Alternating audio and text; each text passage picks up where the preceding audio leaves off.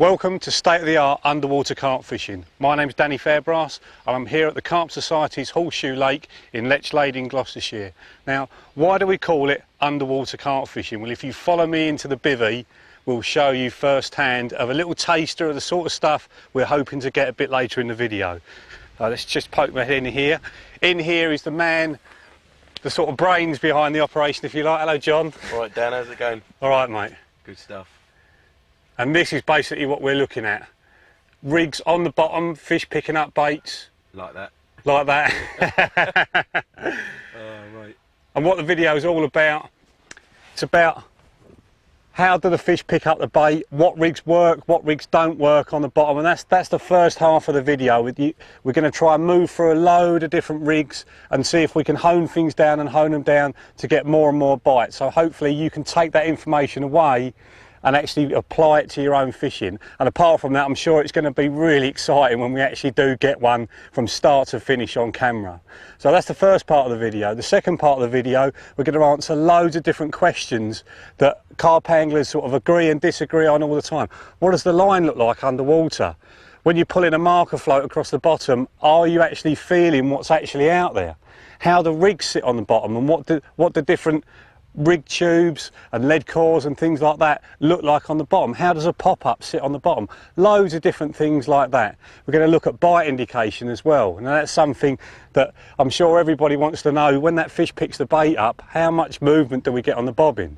Well, we're able, with the technology we've got now, to actually do that, to actually show you on either end of the scale what is actually happening from the rig right up to the bobbin. And we've also got loads of new products on this video that you haven't seen before. We've got new pods from Solar, we've got new Delkim, the Delkim Plus buzzers, we've got stuff from Calder, we've got the new spods, we've got new hooks, we've got new hook links, all those kind of things, all real exclusive stuff. We've got the new Fusion bait from Mainline as well, which we hope is going to be really up to scratch. So we've got loads and loads of new stuff to show you. So what we're going to do first of all is get back out onto the bottom of the lake. I'm going to put a rig out and we're going to see if we can get a bite in front of the camera, because as far as I'm aware, no one has managed to do that yet. And if we can do it from start to finish, that alone, we've achieved something. But I've got a great big list of rigs that I want to try to see the fish's reaction. I know it's going to make a difference to my own fishing, and I'm certain it will make a difference to yours. So at the start of our session, we've got to set the scene, we've got to bait the swim and get those fish coming in on that clear patch. You see me there spodding out to the mark. We're trying to recreate a normal fishing situation as much as possible. So we've resisted the temptation to use the boat, and we're just spodding out to our patch to get the fish confident and get them coming in feeding. You see how the spod mix there is falling straight down onto the bottom. I almost thought it ballooned out on the bottom and made a great big patch, but it doesn't. It's quite a small patch coming out the bottom of the spod. So when you're spodding, you can imagine around a larger area there'd be loads of little patches of food, not one great big carpet. You see all the small fish coming in there just picking up all the suspended rather than eating the stuff off the bottom.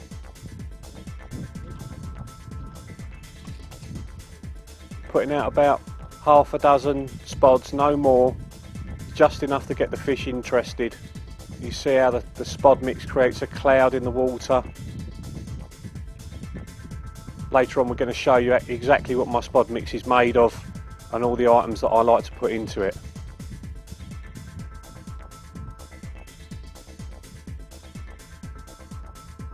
We're about 24 hours in now, the swim's settled and the first fish in of the tench. The thing I've learnt straight away from that, I thought the carp would be in almost immediately. Remember, it's the week before the start of the season, there's no one else fishing. You would expect the carp to be in on that food source almost straight away. Remember, this is the best spod mix I think I can possibly use, yet the carp are not in. The tench are in before the carp are. So you've got to get the location for the carp so right, otherwise you're going to get smaller fish coming in feeding on it first. As more and more fish are coming into the swim, they're getting more and more confidence. But notice again how the small rudd and roach are not actually feeding off the bottom. They're feeding off the suspended behind the tench, but not off the bottom.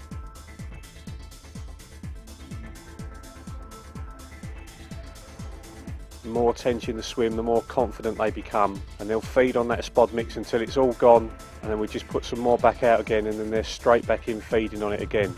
Our clear patch is about 6 feet long and about 3 feet wide, completely surrounded by silkweed. And we noticed that when the spod went in, the tench weren't really spooking, they were just moving out onto the weed and coming straight back in and feeding again. Getting more and more confident now. You see the little red fusion boilies and the bits of maize in the spod mix getting blown around on the bottom. That's something I never would have expected, to see that spod mix moving around as the fish were feeding. So the fish can actually spread out a baited spot if there's lots of little small food items, and you can see just how it's going to create that competitive feeding.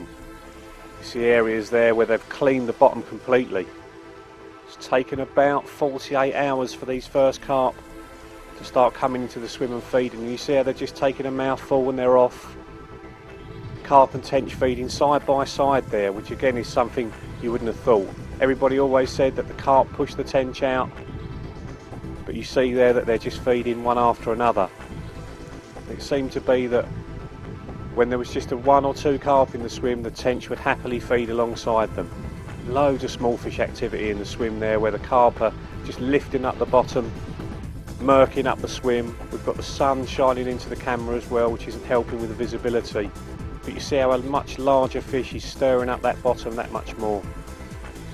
Tench gobbing out a mouthful of food and then going straight down for another one. Now why do they do that? Why do they spit out food items which they could easily eat?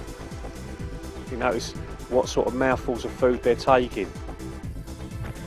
We've always said that small PVA bags get your bites quicker, and you can see now why that's true.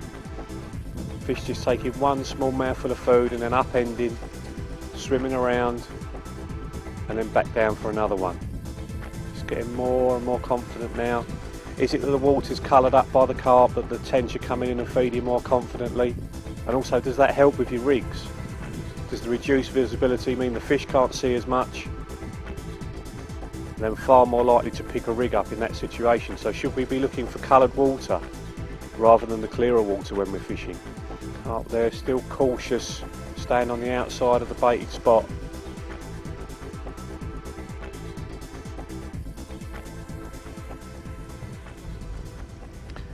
This is what we've come here to do. This is what the video is all about. We're going to put a rig down on the bottom, and because of these fantastic underwater cameras that we've got down there, we're going to actually try to capture a fish picking up a baited rig on film and then film it all the way into the bank, you know, finishing off with me landing it and hopefully holding it up for the camera. And that's something that no one's ever done before. Now obviously, before we start testing loads of different rigs and loads of different presentations and baiting situations, we've got to get our first bite. So what I'm going to do with that is put out the absolute best rig that I think I'm going to get a chance on. Now I'll talk you through the rig. Basically, let's hold it up like so. Okay, we'll go from the bottom up. We've got a grain of maize on there, just one grain, and a little bit of yellow foam just chopped down, and that's just enough to pop up that hook. Now the hook is brand new. This has just been flown over from Japan. These are not even available in the shops at the moment. And this is the new Calder wide gate pattern. There's 2 patterns available in the Calder range now, or there will be very soon. Long shank and wide gape. And the wide gape is like the old spade end Maruta Kimryo hooks with a very, very slightly curved in point, tiny little barb which the Carp Society have allowed us to use on this lake because normally it's barbless only, slightly inturned eye and Teflon coated. So an absolutely beautiful hook. I think it's going to be a modern day classic. Right, the hair is attached to the hook using a little bit of silicone, which is also coming out in the range, and then we've got a bit of the shrink tube that's also in that range, just curving the eye in slightly.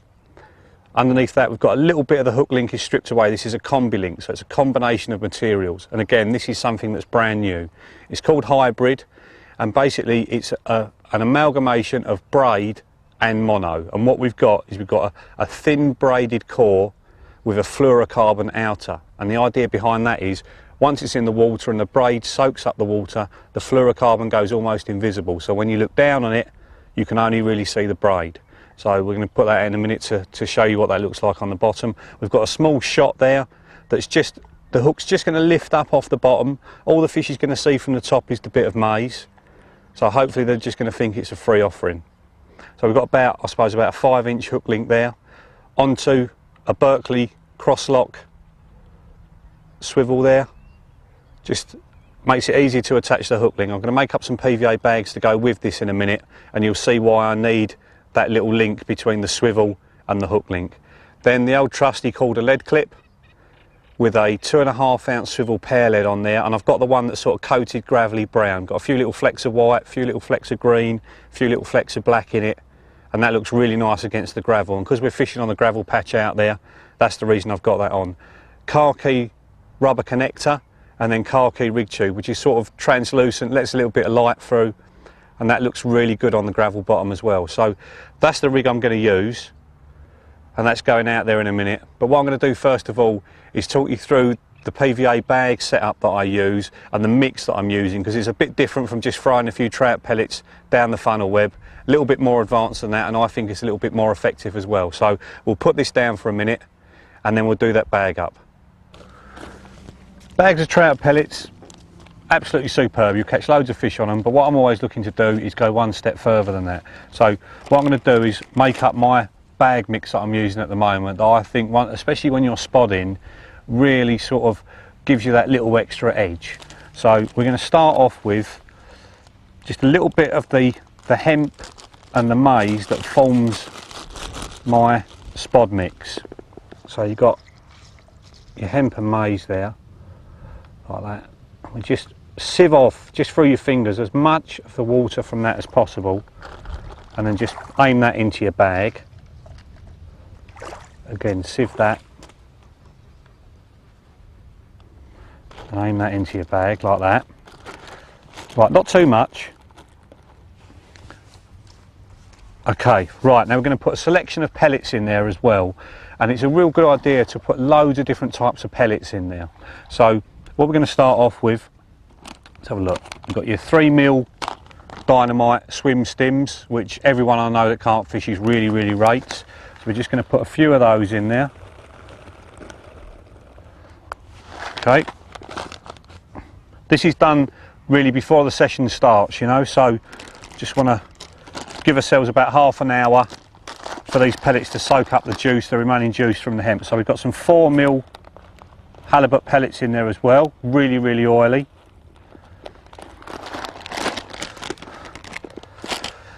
I don't know if you can hear in the background the old working party over at Horseshoe ruining the tranquility of our session, but necessary work before the start of the season.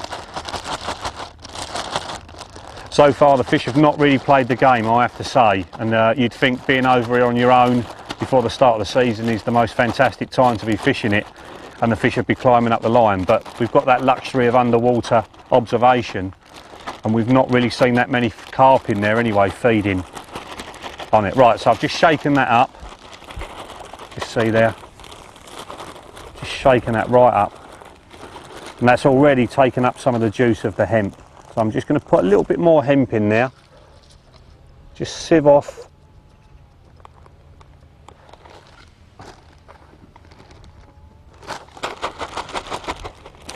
right. Okay, now we're going to change the size of what we're putting in there, so we've got like 3 or 4 different sizes of particles in there rather than just one. What that means is hopefully when the fish sucks up the contents of the bag, it doesn't all go up in one go. Some goes up, some doesn't, and it's got to come back for more, you know, so it's got to suck again. So if your hook bait doesn't go up first time, it's going to go up second time. That's the idea anyway. Hopefully our underwater footage is going to tell us what really happens. So we're putting a few 8mm halibut pellets in there as well. Absolutely superb, really oily, and they're going to soak some of that gear up. So you can see from what we've started off with, we've got quite a big bag of bag mix now. So we'll just shake that round, and what we're going to do is give that about 15-20 minutes just to let the juice out of the hemp soak into the pellets, because obviously if that juice is still there when we put that in a bag, it's going to melt the bag. So we'll just let that soak up for a little while, and that's going to look exactly like a little bit of spod mix lying on the bottom rather than just some trout pellets. Okay, so put that down there like that. Now we're going to do the other part of our mix, and it won't become clear why I'm doing 2 mixes until I actually put the bag together and actually attach the hook. But there's a way I'm attaching the hook which is going to mean that I can't attach the hook straight into that bag of hemp and maize and little trout pellets. I've got to use something else to make sure the hook point isn't masked. So that's going to be a combination of stuff again. The first bit of it is the ground bait that's the same as those swim stim pellets that I was talking about. High betaine ground bait. Again, every carp angler I know really rates this stuff. A little bit of that in there, a little bit more. Okay. Right, so that's our first bit. Right, and the other stuff we need is that. The Meter Marine ground bait, which you've probably heard something about. Nick Hellier championed this, well, maybe 2 years ago now, and actually devised what is now called the dynamite stick, which is compressing this stuff down inside a boilie funnel web PVA bag and then threading the hook link through the middle of it. And I'm going to do sort of a version of that later on. It comes in a tin, lasts about a month before it will go off. So what I tend to do is I rough this lot up and then I freeze it. You can see there it's a solid block in the tin. So I'll get a Calder boilie funnel web compressor and just literally just rough it up a little bit in there. Obviously you've got to be a bit careful to begin with. The stuff at the top, you don't want that jumping out the top of the tin. Top of the tin's quite sharp as well, so just got to take a bit of care. Right, so we've got a little bit of that roughed up. Obviously it expands as you rough it up, and then just pour that in like so. Now we want quite a bit more of this. Now, the reason I'm mixing the two together, because you can use this stuff on its own, is the high betaine's a great ground bait and it lightens it up a little bit. It's not such a sort of sticky mix. I started doing it in the winter time and I had so many fish on it, I just carried on doing it. And it's almost like the more carpy things you can put into this mix, the better. Right, okay. Let's whack the rest of that in there, like so.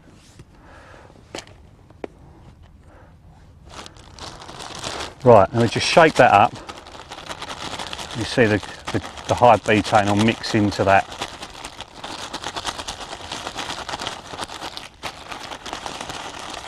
But it's not quite such a meaty mix. It's a little bit more of a fishy sort of mix now, which is what I want in the summertime. Now, what I'm going to add to that is this stuff.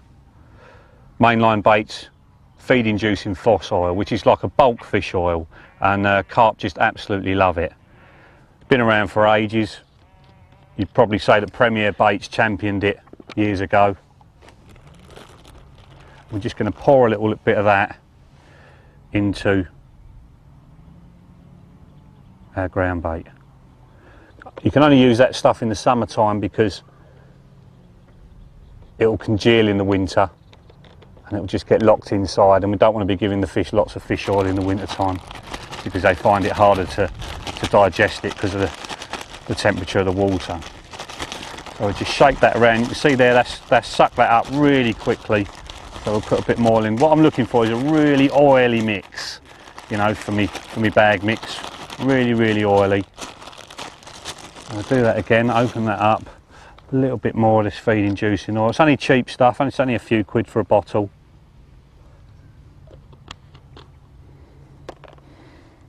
Not the sort of thing to be used indoors, I have to say. Not if you want to stay living there anyway. So I've darkened that up in colour a little bit, taken on that oil. We'll have a look now at the other part of it and see if that's ready to have a bit of oil thrown in with it as well. See if the pellet has sponged up at all. Right, so back onto our other stuff. That looks pretty dry in there now. That pellet soaked that oil from the hemp up almost straight away. We've got a few bits of hemp in there, mainly pellet of different sizes. So we're going to add some oil to that now. And what the oil's there to do is obviously increase the attraction, but at the same time, it's there to stop any of the wet hemp from melting the bag. So you could do it even quicker than this, and by throwing that oil in there, it just stops any water being able to attack the bag. So we'll chuck a little bit of that into the bottom of our bag. Just leave that on there for a minute. Oops. Just open that up nicely, and then just pour our oil liberally in there. Lovely. Lid back on before it tips over in the tackle box. which has happened before. There you go. Right, then we just shake up the contents of that lot, and that really will darken up. If we had smell-o-vision, you could smell how much that's kicking up in there. That's really oily, really puckering. It's weird, the pellets themselves won't soak up that fish oil. It seems to stay on the top of them, unless of course they've already softened up using the juice from the hemp, which they have done. So what you end up with is like a softer kind of pellet than the ones that most people use, and I think softer baits are probably more readily taken by the carp. You know, a lot of people say, oh, they like to crunch things, they like to have a bit of texture in it. I don't think so. Steve Morgan at Mainline Bait said to me, fish like to eat soft things because they're easy to eat. And I have to say, I pretty much agree with that. I know people that have floater fished and fished with chum mixers that have been just a little bit of water thrown on them, put them in an airtight tub, and they draw that water in and expand a little bit and soften up, and they're easier to put on the hair. But what these floater anglers noticed was that they would take a soft one a lot quicker than they would take a hard one. Maybe that's the same on the bottom. And of course, now we've got the luxury of underwater filming, we're actually going to be able to prove it or disprove it for 100% certainty. So that's my bag mix made up. So now what we better do before we cast out is make up a few of these bags. Okay, so the main ingredient for our bags is the boilie funnel web, the sort of smaller cousin of the original funnel web, and I like using these more nowadays because I've got into using really tiny PVA bags. The water I'm fishing at the moment, RMC Frimley Pit 3, gets fished a lot by, you know, a lot of good anglers, and the fish there seem to be more finicky over big bags. You know, I've had bites quicker on smaller bags, so that's one reason for using the boilie funnel web. The other reason, if I'm fishing out a real extreme range, just a little tiny bag, not much bigger than a 20mm boilie, gives you that little bit of extra attraction to your hook bait and casts really easily as well. So let's just have that out of the system. Thing as well you notice about this, it's now got anti-ladder on it as standard. People had said to us for quite a while that they'd struggled to put the refills on, so there's now a refill available in the anti-ladder pattern that you can put on easily, and it comes as standard actually on the bag. Right, so first of all, a couple of scoops of our mix, just a couple, not too many. You don't have to actually pick the stuff up, you can just scoop it. And then with our compressor, just holding it over the top, just push that down. You can feel it just compressing up a bit where the pellets have just taken on a little bit of that juice. So that's the first bit, and then the second bit is just a couple of scoops of our ground bait, and it'll become clear why you've got two different types in the same bag in a minute. So we'll compress that down really tight again, hold the PVA tight, and then just push it out the end like that. So you end up with like a stripe of baits. Ground bait at the front, pellet at the back.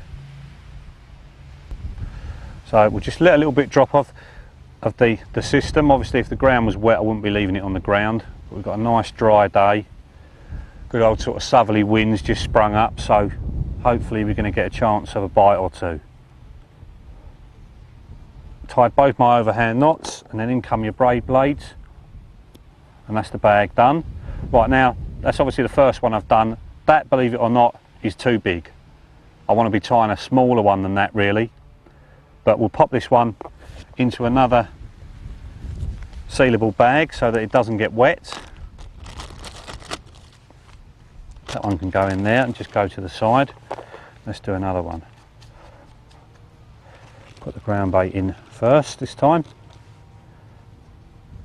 and then compress it down really tight on there, and then a little bit of pellet.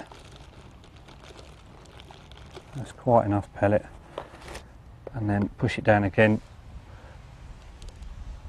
really tightly, and then push the whole lot out the end.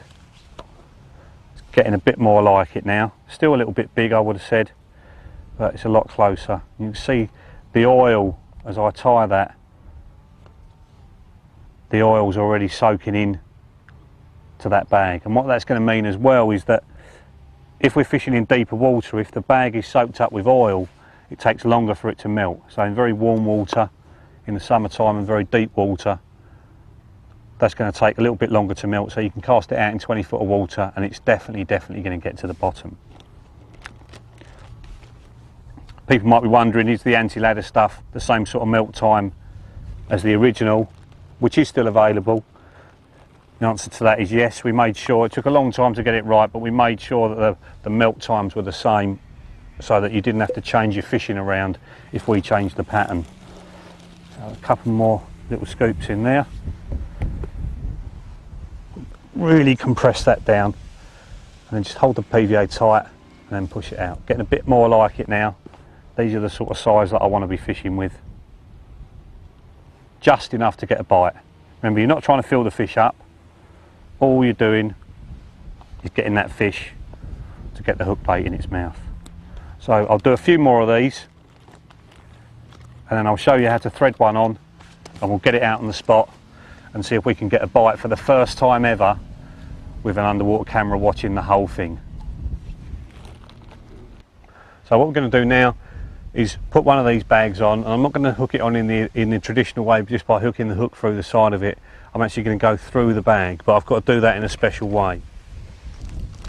So basically you can see there, you've got your pellet at one end, got your ground bait at the other end. Now normally I would go right the way through with this needle and then pull the hook link back through, but I can't do that because I've got a shot on the hook. So, and that shot's going to get in the way of pulling it back through. So what we do is a way that Nick Hellier showed us. Basically you go through the end of the bag and then come out the side like that, and then we want to unattach our hook link, just open that up like that and then just take that loop off, get that out of the way for the minute, and then hook that through there like that, and then try not to pull that back through and hook up at the PVA. And that's gone through nice and smoothly, and then just pull that up, and then what I'm going to do is hook, get the hair out of the way, and then hook the hook through the top part of that ground bait, and then just pull that down nice and tight like that. And I don't know if you can see that, you've got the hook pulled into the ground bait, the hair's nice and tight away from it. There's no way that hair can wrap around the hook because half the hook's pulled into the ground bait. The shot's outside, so it's not getting damaged in any way or pulled about, and then the hook link, the rest of the hook link is going through the middle, so it's going to cast really, really well. So let's have a look at that in the edge now before we cast it out, and we'll have a look at it in real close up. And I think once you've seen this in the edge, you'll be making these up yourself and using them on your waters. So we're actually in the swim now as we pan round to have a look at the rig. See the line as it's just been tightened up as I'm putting the bobbin on, and then laying down nice and flat, and the bag started to break open, almost exploded there where there's oil in the PVA, everything breaking apart, little bits of hemp floating up. Very, very attractive, very effective method. As you can see, the weather conditions have changed completely now. We've got a real hooligan blowing, but the fish are in there and having it. So what we're going to do is get a rig out there now and see if we can get our first ever fish taken on camera. Now I'll just change the setup just slightly, just to show you. I've got a flying back lead on there, and that's basically because of the stuff we've done underwater, looking at braid underwater. I've got a braided rear line on here as well, which is not allowed by the Carp Society on this water, but for the purpose of testing things for this video, they've allowed us to use it, and they know that I'm going to use it safely as well, which is the most important thing. So we're using that flying back lead to try and hide the braid a little bit, because we've done some underwater filming to see what the braid looks like, and I'll tell you, I was horrified, but you're going to see that a bit later on. So flying back lead on there. Same rig as before. I've changed the lead as well. You see I've got a 3-ounce gripper on now because it is so windy. I don't want to move that rig around on the bottom once it's out there. I don't want the wind to drag it around, and because there's no stretching the braid, I'm going to need to do that. So I've just increased the weight slightly and given it a bit more grip on the bottom. So we're going to put our rig on now, which I showed you earlier on. That's all hooked up and ready to go. Just a bit of popped up maize on there. Just clip up our snap link, and we've already clipped up the line. I don't know if you can see that there. We've already clipped up the line, so hopefully it's going to land in exactly the right spot. But like I say, it's really windy at the moment, so it's going to be no mean feat to drop it a couple of feet from that camera. So I'm going to have a go now, get it out there, and let's see what the future brings. Okay.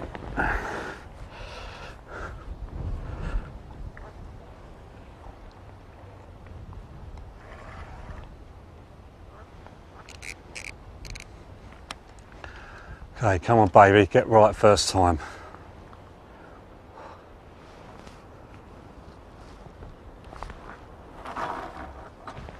Oh. No, that's not right. Just behind the camera.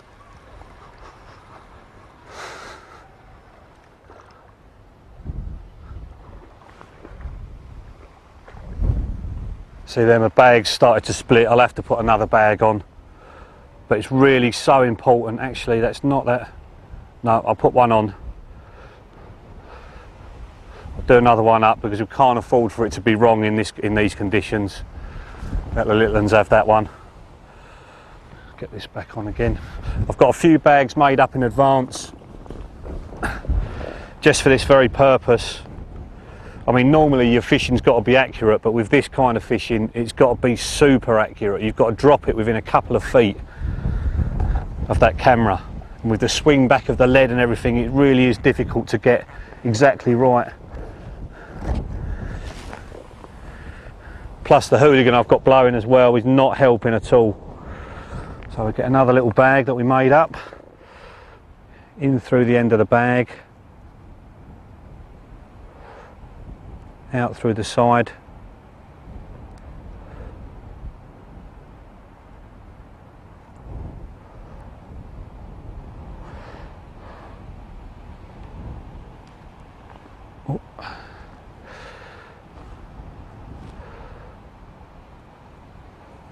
Get in, make sure the shot's on the outside, and we're ready to go again.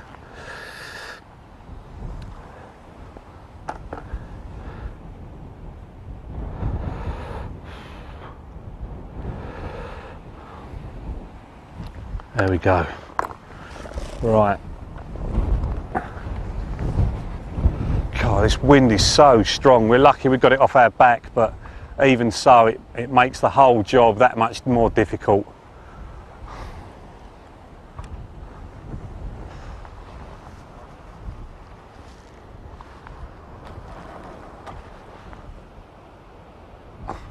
Right, I'm hoping that that's going to be bang on. That's very close. We'll tighten up and see what our man behind the camera says about that one. Don't want to move it too much because there's fish in the swim already.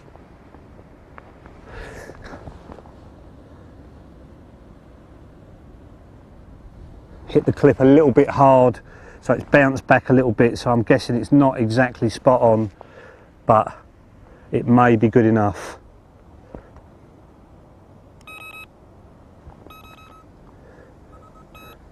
Set our Delkim. Okay. Right. You might be wondering what all the gadgetry is that I've got on. I've got nice little walkie-talkies there, so I can keep in touch with the man at the other end. So I'm going to find out from him now if he can find that rig.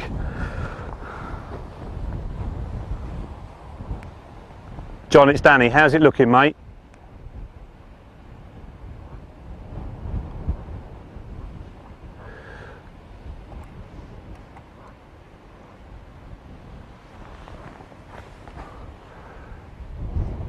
Yeah, roger that, mate. So does it look like I've cast too far then?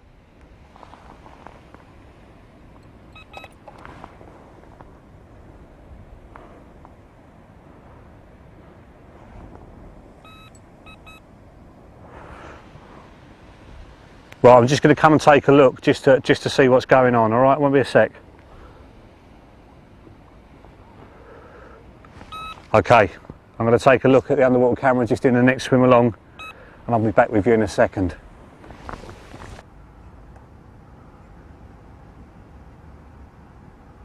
No, I can't see it. definitely there, mate. What you point it out to me? Right. See there, look. It's just gone a little bit murky. Hang on a minute. There, look. See the white line? You can see it coming through the water, mate. That's lead there. Where?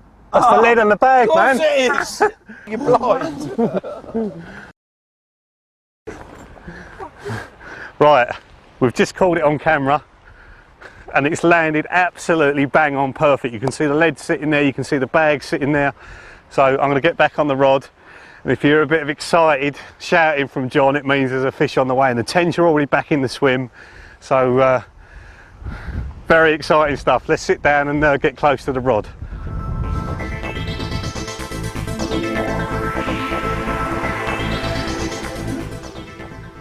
See, the bag's already melted there. See how well camouflaged the lead is, and the tubing, car key tubing just disappearing off into the top left hand corner of the shot there. If you've been using black rig tubing or black lead, you can imagine how much they would stand out against this gravel bottom. So for camouflage, it's very important to use exactly the right colour rig gear to suit the bottom you're fishing on. Now that tench, I'm sure, has picked up the hook bait and blown it around, and I think it's because the hook link was maybe coiled up a little bit and the fish didn't have to hit the lead straight away. It could move slightly, detect something's wrong, and then get rid of the rig. See there that it's now pushed the rig out, so it's straightened.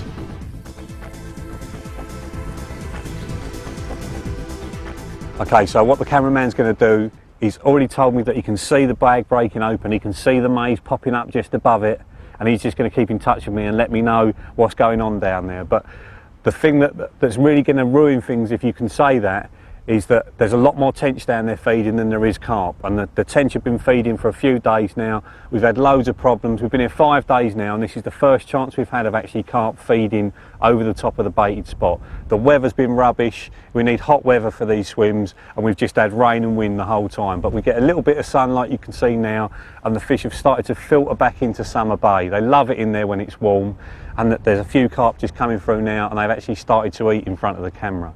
So what I'm going to do now is I'm going to get another rig tied up, and just because I don't want to put the same thing in the swim twice, you know. In a normal fishing situation, I'd fish the same thing through and through and through and try and get as many takes as I possibly can. But now, in this unique opportunity, I'm not going to use the same rig twice.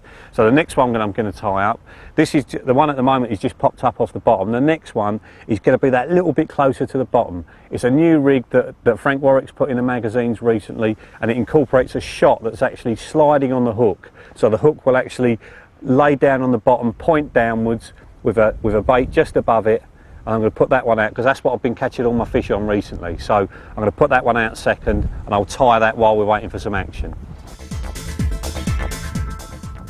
So there are hook links still outstretched, pop up just wafting around a little bit. That carp has definitely spooked off of something. Now I would guess it's the sight of something from that rig. Is it the fact that it's a pop up? Is it the lead? Is it just that there's something not right in the swim? Not as much bait in the swim now, and you can see the contents of that bag's completely disappeared now, where the tench have had a go almost as soon as it hit the bottom. The fish just feeding around the rig rather than right on top of it. They obviously know that something is wrong at the moment. It's just spooking again slightly. I'm still using the same hook link material as I was using before. This is a prototype of the stuff that eventually is hopefully going to come out in the shops. Again, we've had lots of problems with this, getting it exactly right. It's good enough for us to use at the moment, but we want it to be really user friendly before it comes out in the shops. So basically I'll just tear a bit of that off.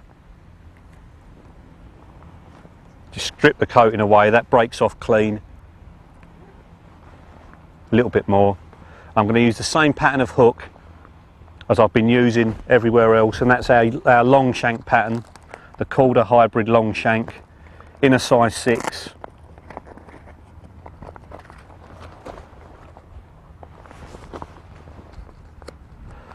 So new, not even got any packaging for these at the moment.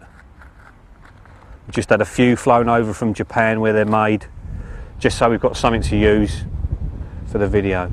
I always run my finger down the point of the hook, backwards like that. I don't know if you can see that, just to see if the hook's nice and sharp. If it feels rough, it's not sharp, and that one does feel rough, so you're never going to get 1,000 out of 1,000 be perfect.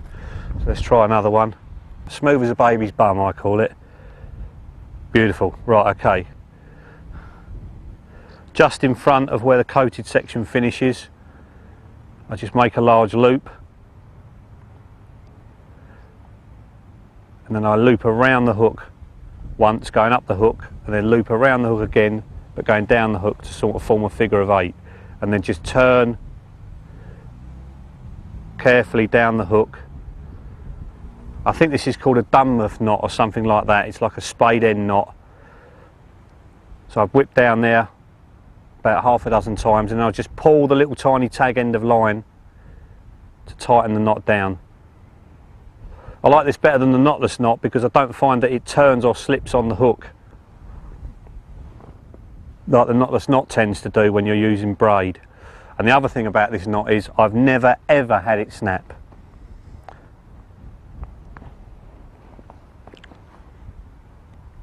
Not as good for monos, I have to say, because it does pinch the mono a little bit. Really only I use it for braid or combi links like this, where you are in effect tying using the braid because the other section is stripped away. So the line goes back through the eye of the hook towards the point, always towards the point, and that's really, really important. The hook link must come out the point side of the hook. If it comes out the back of the hook, you're ruining the good effect of that hooking arrangement. So I'm going to put on a little bit of shrink tube now.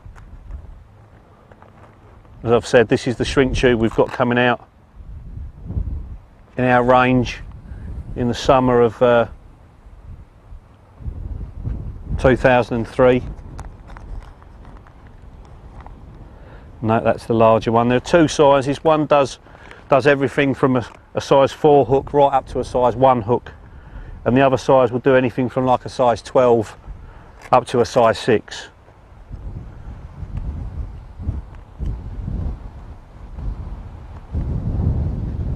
There we go. Shrinks down to 1/3 of its original size, which I like, and just leaves a really nice presentation. You know, there's a lot of shrink tubes out there at the moment that they don't shrink down that well, and it all just looks a bit cumbersome. And hopefully one of the things we're going to show on this video is if using finer or well balanced tackle gets you more bites. But of course, before we get the second bite, we've got to get the first one. So let's just hope the fish are going to play the game. So that's just on the hook there, just over the eye, about 3 or 4 mil just over the hook link. And now what I'm going to put on is a little bit of silicone tubing. Again, something coming out in the Calder range this year. Basically because we weren't happy with the silicones that we were already using. We wanted something that was very thin walled, nice olive green colour, which probably doesn't make any difference, but it makes us feel better. But the nice thing about it, it's got a lot of elasticity, which means it will stretch a lot without tearing, which is what you need with silicone tube. And all I'm doing is just threading this onto my Gardner baiting needle so that I can pull it onto the braid, because there's no way you can thread the braid through the middle of it, it's too soft. Braid running through here is a 25-pound Dyneema, quite a thin braid for its breaking strain, and we've had it coloured a sort of wishy-washy greeny browny colour.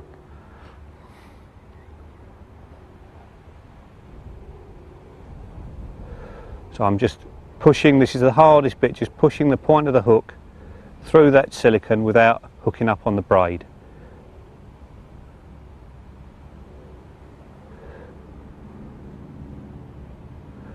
Pull that round.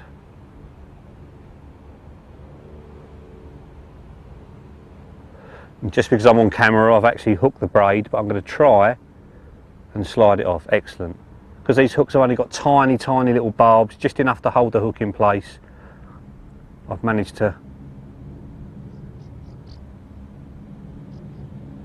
get that away with no problems.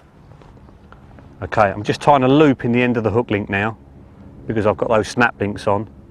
So I just tie a loop. I've just got a loop there.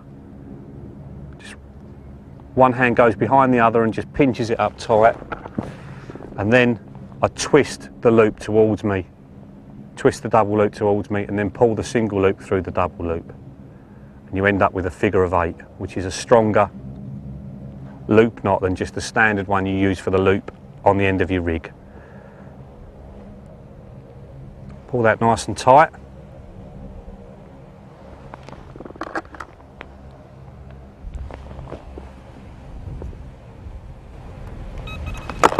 Oh.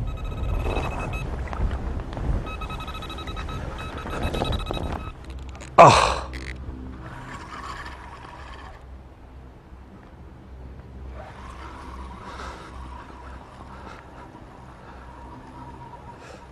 Don't know what happened there. That was our first chance. There's obviously a pickup. He's pulled the lead around.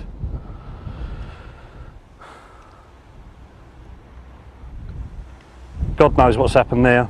Let's ask our man on the other end. John, did you get that? Well, fortunately we did get it, and if we look at it in replay, you see that tench just feeding around the rig rather than directly on top of it, clouding the bottom up a little bit. Rig's still sitting perfect, but that's obviously spooked off of that, and I think it's because the bait's actually off the bottom. I don't think it's got anything to do with the lead system. See how that fish misses the bait completely? I think it thinks it's going to be on the bottom, and where it's like an inch off, just misses it completely. So our pop-up's really the ideal thing when you're fishing on a hard gravel bottom. We just slow things down. This one intentionally going for it.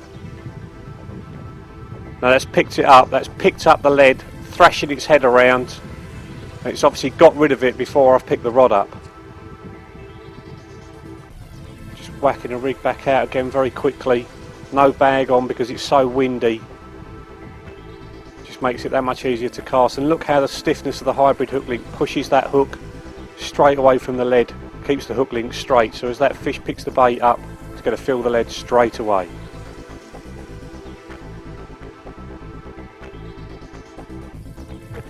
I've got to go to the pharmacy, I've got to get some calms. You know when you go flying and they give you them things? Oh. It's just as common. I know there's a common here, mate, do you know what I mean? There's not many commons in here either, no, you know. When you see it tonight, it's Plus, the nice thing as well, what's the time? 5:30, we've got 4 hours of real good bite time here. Oh yeah, Yeah. yeah. They're gonna be. Is there still gear left out in the swim? Is that a bit of hemp on the left hand side? Oh, there's a tench. bastards, isn't they? Hang on, what's that? Oh no! Oh, he's got it!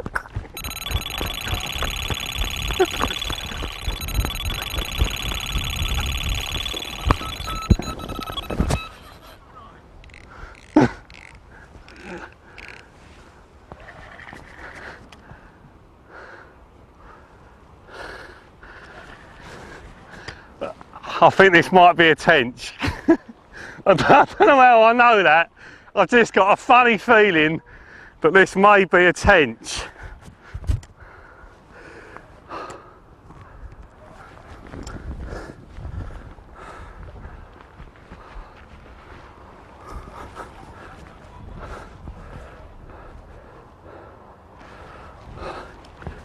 You bugger. Come on, come out.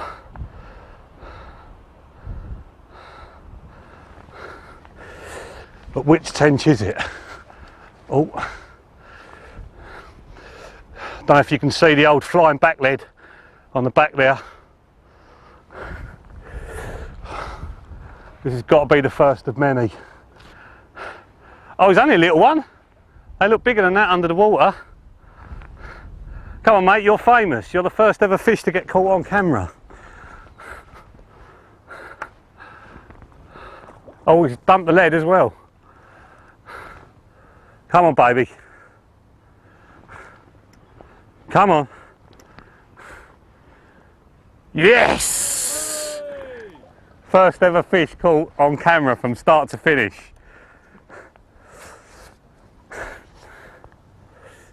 I've never been so pleased to catch a tench in all my life. Do you know that? Right, okay. We'll leave him in the net for a minute and I'll go and get my unhooking mat. We all said it's one of the smallest ones we've seen in front of the camera, but it was bound to... Oh. A little bit of mouth damage there, unfortunately. It's a male fish, and big old fins there give it away. Huge fins. Come here, you.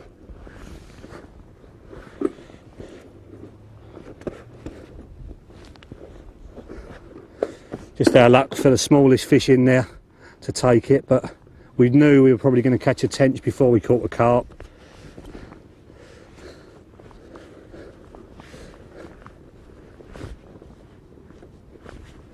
There you go, mate, in there. Cool.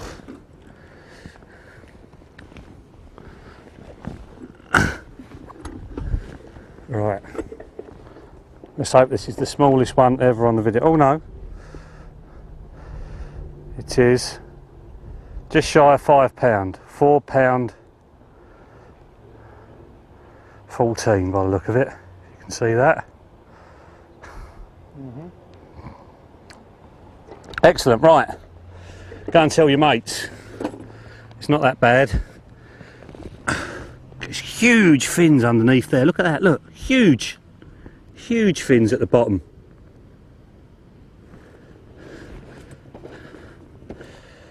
Right.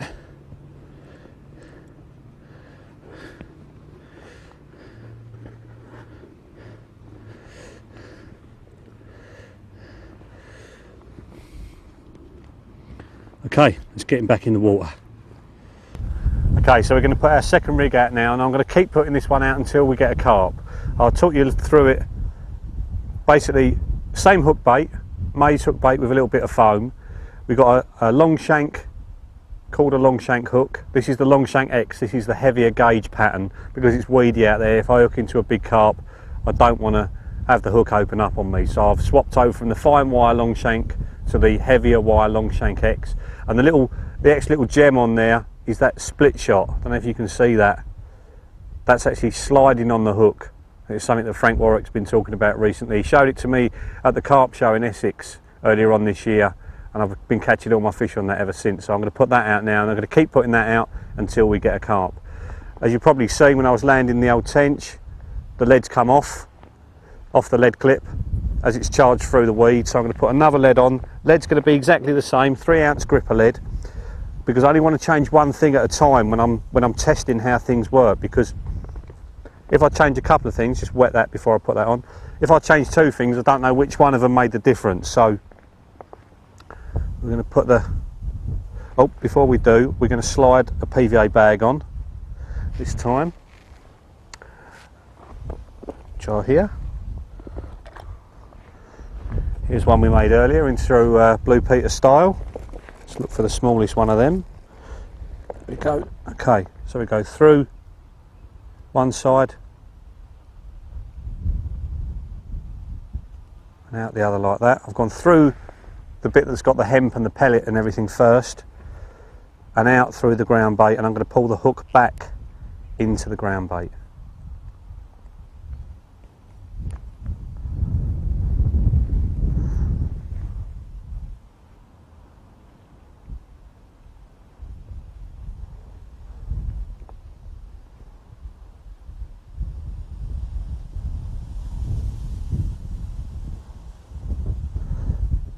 Good way of fishing this hook with the shot on it, because the hook's pulled in, so there's no way the shot can come off.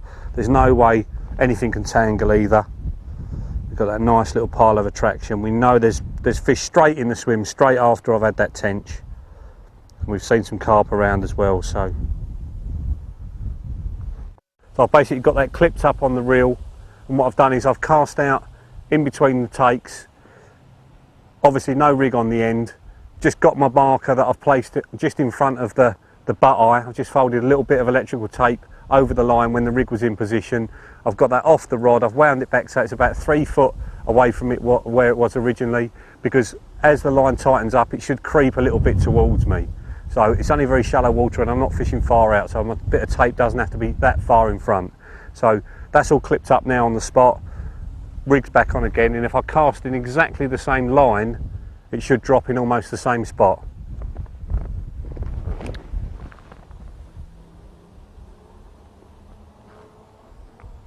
Right, and the luxury of the underwater filming's just told me that there's 3 carp on the spot having it right now, so I don't know if I really want to be casting in at this precise moment or not. I'll just check with the powers that be. John, is it worth casting in now or should we wait?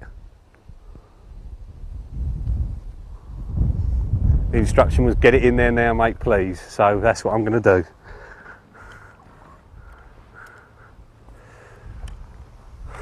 Right, come on baby, first time.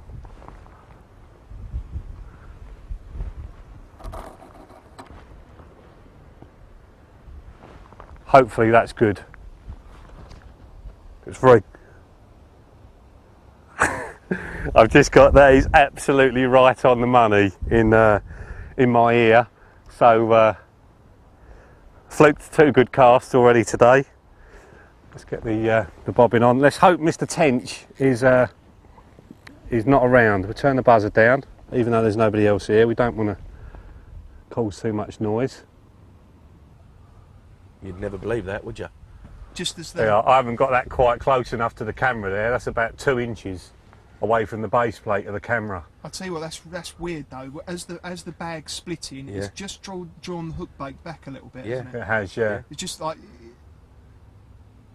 The bits of hemp are floating because they've dried out a bit where the Yeah. bags were made yesterday. So another lesson learned. Yeah, definitely. Don't make your bags up the day before if you're going to put hemp in. But the pellet's still there, Yeah. and the ground bait's still there. And that black stuff around, isn't that the hemp that That's was in the the hemp bag? It's that's the originally hemp there, that yeah. originally came out. Right. So we've got a little scattering of hemp there Little as well. scattering. There's odd grain of maize Yeah. out there and a scattering of hemp. Yeah. They've been moving in. Yeah, and we just had 3 big plated mirrors have just gone right over that spot, sucking about a minute before the bag went out. The other thing as well, I'm going to make some more PVA bags now because having made them the day before, they're really compressed down. They're taking a bit of time to melt. Now, in a normal fishing situation, not a problem, but now, when we can see exactly what's happening on, that's 5 minutes is actually too long for Yeah. it to melt. Yeah. So, I've managed to have fluked another good cast, and Yeah. hopefully, we've just said we've had some carp feeding right, and look at that, look. That I'll tell you what, the next one that comes through on That's that it. line, it's going to have that. Yeah, definitely, mate. Yeah. We'll have the 30 big plated mirror for starters, shall we? That's it. Eh? 3 of them, bang on that line as Yeah. well, straight the way through on that. All I've got to do is make sure we don't catch a quality rub. Yeah. Actually, the old rudder moving in. Look. Yeah. But how sexy does that look as it's starting to come out now? Look. But all we're going to see here is a big old head coming to the shot, Yeah. isn't it? Yeah.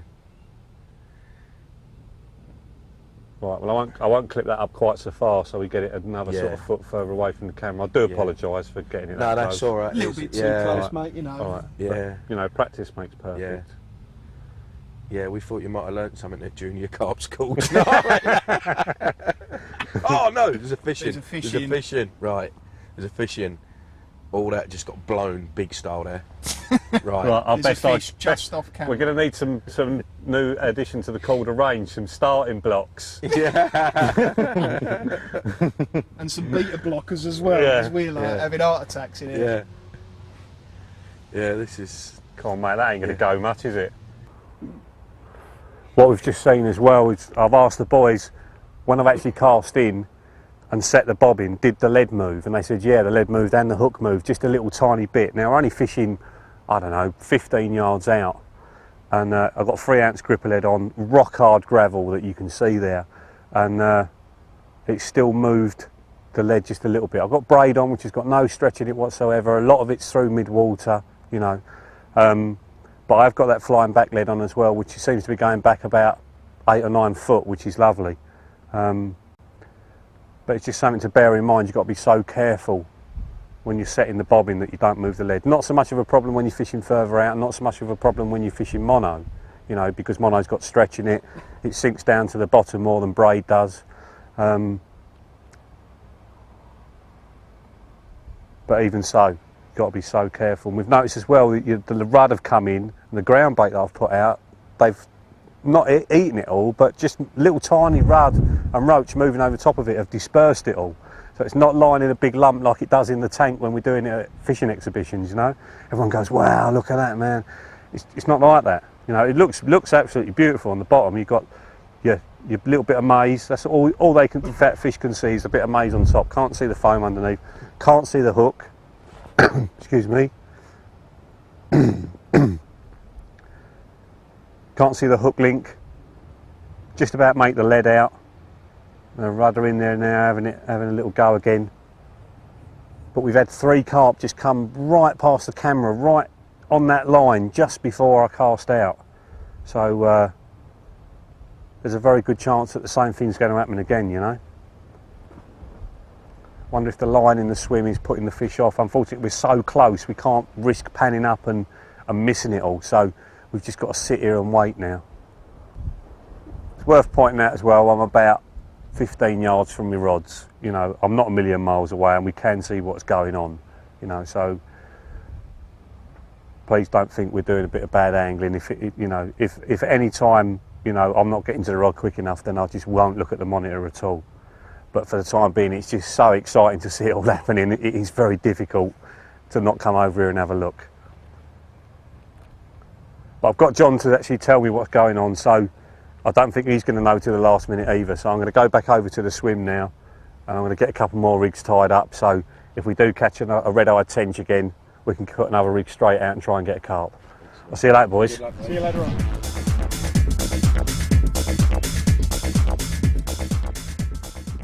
Now you can see how, from the fish's eye view, very difficult for them to see the hook. But the tubing there, because the line's lying over the top of the weed, the tubing's slightly off the bottom, which is obviously not ideal at all. So that flying back lead doing us no favours there at all. We've repositioned the rig now so that the tubing's lying flatter on the bottom. It's definitely harder to see when it is lying flat. So you've always got to be mindful of what is in between you and the rig. Is the line picked up off the bottom by an underwater obstacle of any kind? You can see how normal back leads probably wouldn't make any difference at all if there's any weed in between you and the rig.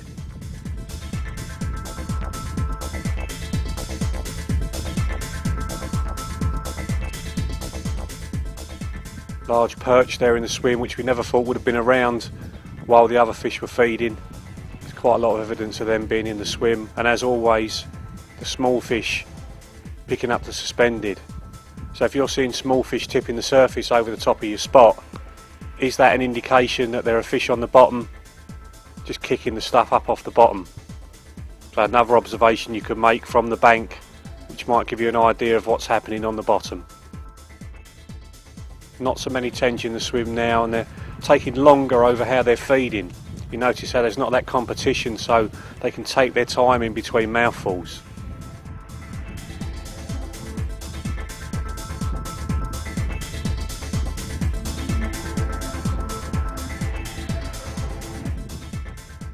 Spod mix there, just spooking that tench off for a second. See all the roach and the rudd just picking out bits from the spod mix. So if you're spodding in 10-12 feet of water and the lake's full of small fish, are they eating a lot of it before it actually gets to the bottom? Or is that commotion caused by the small ones bringing the other fish in?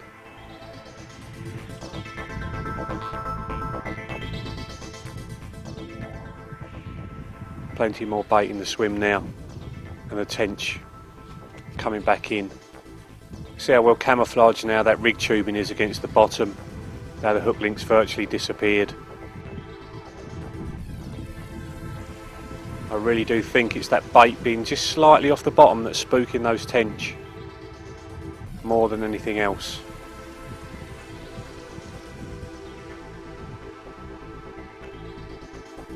Small fish continually feeding on the suspended. There's got to be some indication for us that there are fish feeding on the bottom over the top of our spot.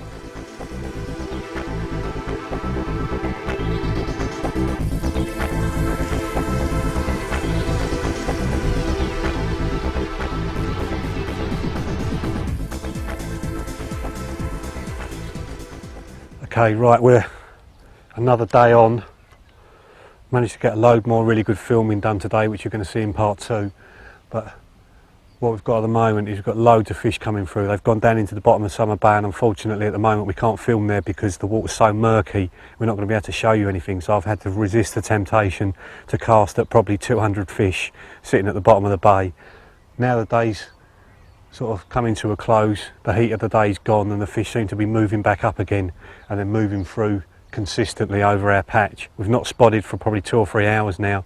There are tench there, so we could still catch a tench, and I've just changed over to a fluorocarbon hook link. Again, we've popped up maize, that's what I caught the tench on, and see if we can get more action on that, because the rig I tried yesterday, which I was fishing with on all my other waters and catching loads of fish, didn't seem to work for the tench, but we haven't tried it for a carp yet. So hopefully the wind's not quite as bad as yesterday. I'm hoping I'm going to get this pretty much bang on.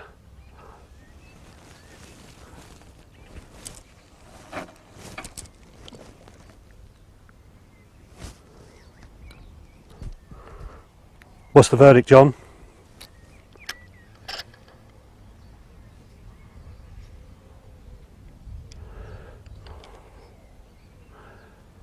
Put another bag on. I'm choosing the smaller bags, making it easier to cast.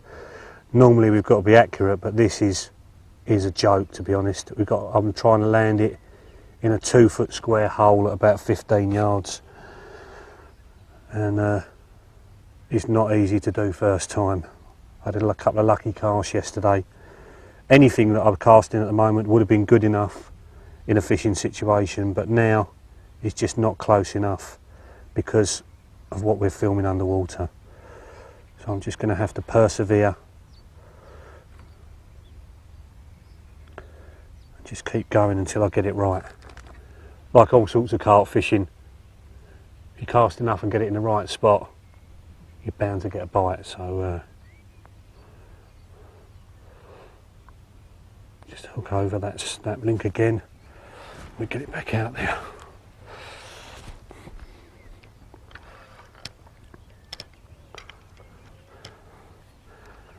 I have to say it doesn't help either, knowing I've got great big mirrors swimming right in front of the camera.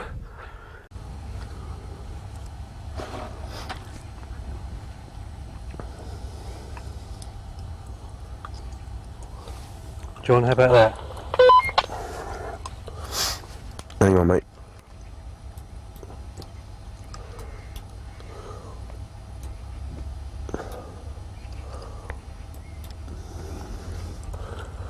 I reckon a fish might have gone straight down on that then, mate. I reckon I've seen it, because it went to suck it in, and you got a bit of corn, ain't you? Yeah. On a really short pop-up, I think.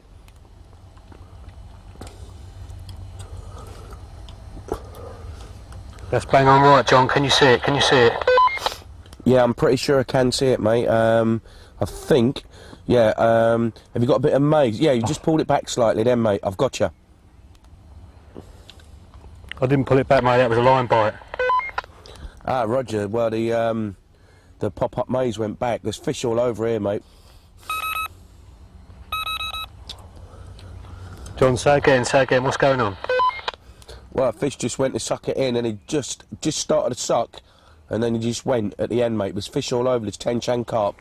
Okay, mate. I can't see because it's black with him in front of the camera, but you're going to get a pickup, mate.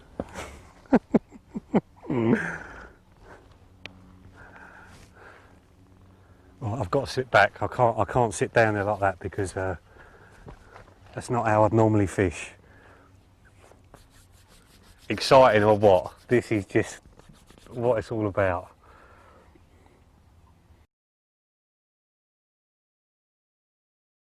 The verdict from John at the moment is they are all over me like a cheap suit, and we've got a fluorocarbon hook link on, which hopefully is going to be less visible because we noticed that the fish, I don't know if they were spooking off the hook or off the hook link.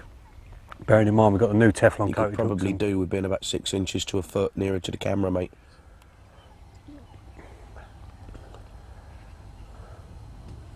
In what direction, John? Yeah, you're bang on direction-wise, mate. You're right looking at the camera. Bang on, mate. It's just a bit short. It's fell short, mate. Well, that doesn't make any sense because the bit of tape's 6 to 8 inches further out than it was when I was first doing it. I'm going to come and have a look. And with the luxury of the underwater cameras, I can actually have a look how my rig's actually sitting on the bottom. You see that we've got many more tench in the swim now. The visibility is much less than it has been, and I reckon that's why the tench are in there feeding that much harder. It's also slightly later in the day now, getting more into the evening, and that would explain why the fish don't really want to feed during the middle of the day when the sun's up and it's bright. They can see more, so they're not as confident in the area. As soon as the visibility is reduced, they're in there feeding harder, and that may explain why first light and last light are better times to get a bite. It may not be that it's just that time of the day, it may be down to light levels. You can just about pick out the bit of maize in the middle of the shot there and the lead just off to the left. Surely we've got to get a bite.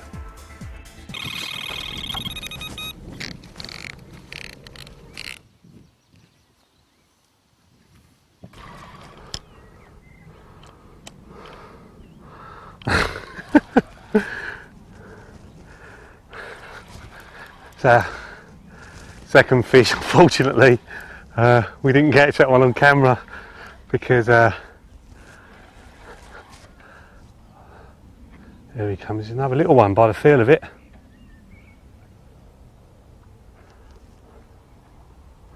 There's some big ones out there. Yes, another little one.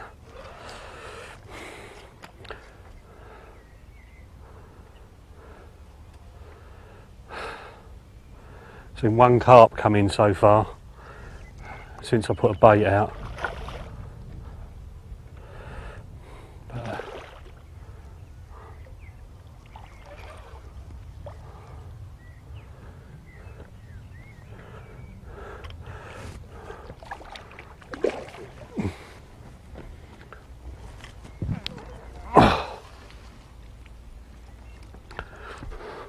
I think what happened there was you had a couple of tench feeding at the same time, bit of competition for the bait, and boom, he's had it. Right, okay, just wet up the unhooking mat.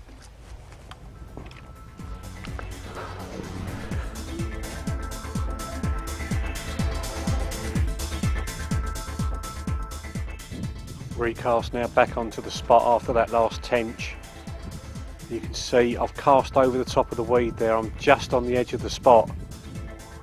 Can you make out how the tubing's coming up off the bottom and over the top of the weed because of that tight line? Again, a back lead or a flying back lead hasn't done us any favours in this situation, and it would have actually been better to have something heavy on the end of the rig tube, like a bit of lead wire, just wrapped around the end of the rig tube to drop it down onto the bottom, just slacken the line off. It's another situation where I think the braided reel line's probably not an advantage. I would have been better off with mono in this situation. Again, the fish trying to pick up the hook bait, because it's not on the bottom, he's just sort of missed it.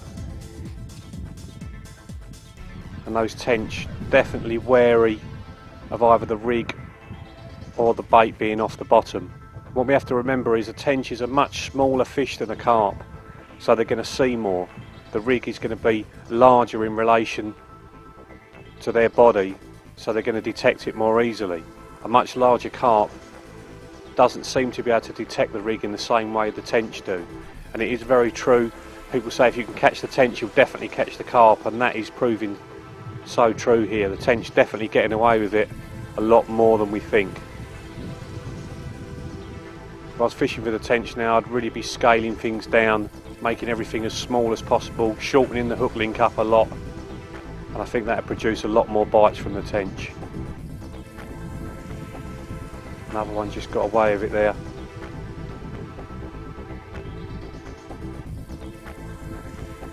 Rudd in the swim, picking the bait up still.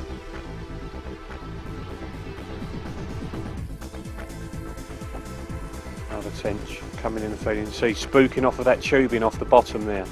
So it's so important to get everything pinned down on the bottom, and even if you're going to use 10 foot of lead core to do that, if that lead core is going over the top of some weed and the line's tight, it's not going to be pinned down on the bottom. So there's a lot to be said for knowing how big that clear patch is you're fishing if there is weed around, and how much tubing or lead core you've got to have on the back of the rig so that it's lying down flat on the bottom.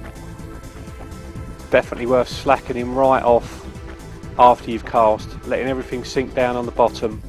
That's why I don't think that the floating braid is a good idea in this situation, unless you've got a long run of clean bottom for the flying back lead to fall onto and to pin everything down on the bottom. And you can notice when I cast in different areas of the swim where I've got a long strip of gravel behind the lead, everything lies down flat on the bottom and the fish are a lot more happy to pick up the bait and to approach the rig. So it's the line being off the bottom and the fact that the bait is off the bottom when all the other freebies are on the bottom. They seem to be the two things that are spooking the fish. So in these kind of situations, well worth considering all of those things. Maybe shortening the tube down, using mono, slackening the line off, and starting with a bottom bait rather than a pop-up if the bottom is really hard and gravelly. Tension out, obviously avoiding the rig every time. We always thought that they were picking it up and getting rid of it, but most of the time they're actually avoiding the rig completely.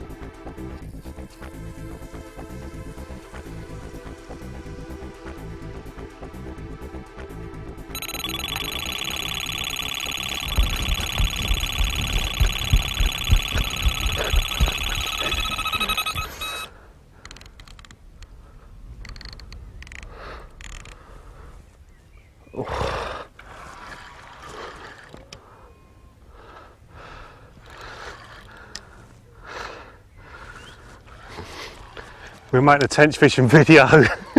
We'd be quids in at the moment, but I don't know whether we've got to catch all of these before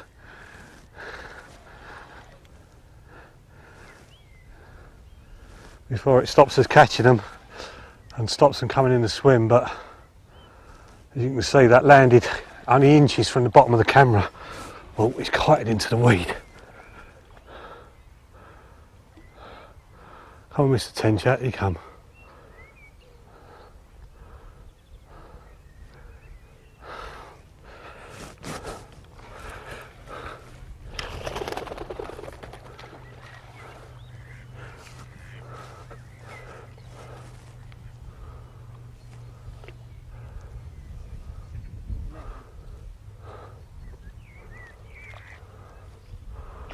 Now, try and get him to come out. Come out, you bugger. Come on.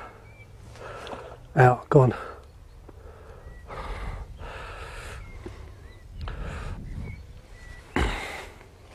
Get down to the water here. There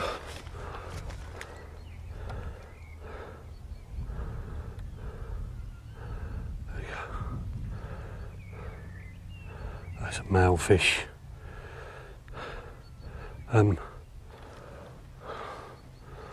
Right, he's well hooked, so I'll just let him swim out a bit and I'll get me net.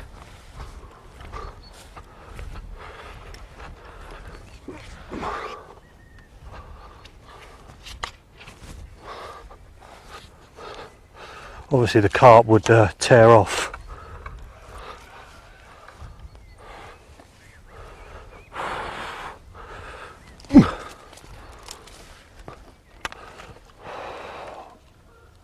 Gotcha.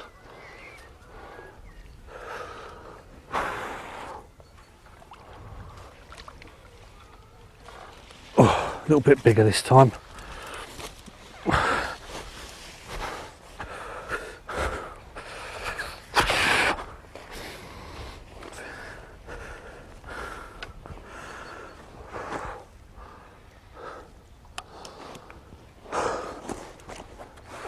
Another male fish. Those lumps there give it away. Huge, great underfins. See how he's hooked. I mean, well, if we can hook each carp like this, we'll be over the moon. See that? Slap bang in the middle of the bottom lip. Absolutely perfect. Just not the fish we're fishing for, but nothing wrong with that. Beautiful. Absolutely beautiful. It's probably about £5.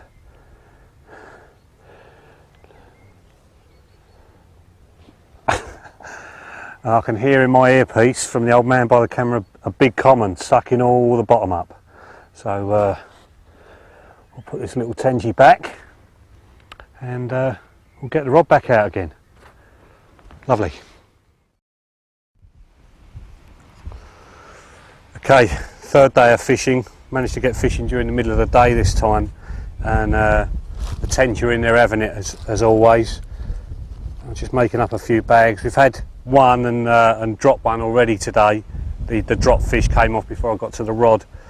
What I've done is I've scaled things down to catch the tench. I'm on a size 10 hook now, £15 hook link rather than a £20 hook link. Little combi link again, made from IQ and Gardener's sinking braid that they use for the reel line, the GR500. Same bags as usual.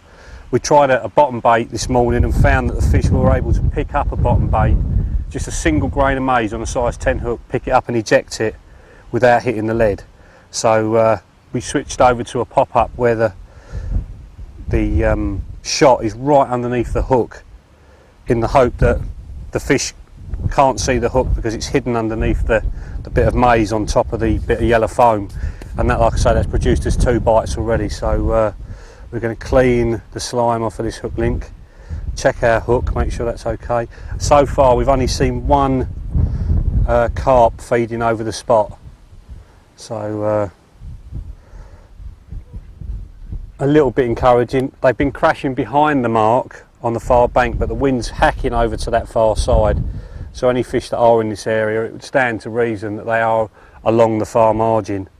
But we're going to persevere, keep going, and if nothing else, try and catch all the tench out of the area to give the carp a chance.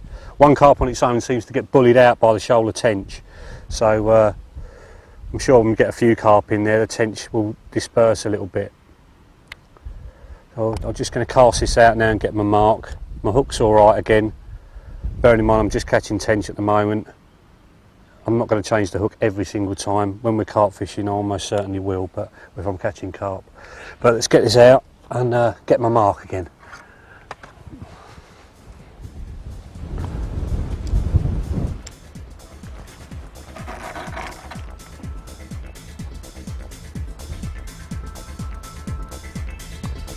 Probably a little bit further out, John, just to your right.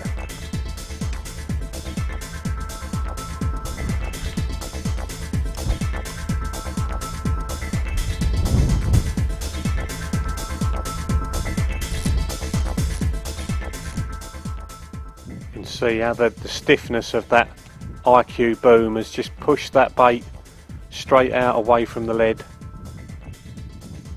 and now the tubing's lying flat against the bottom. So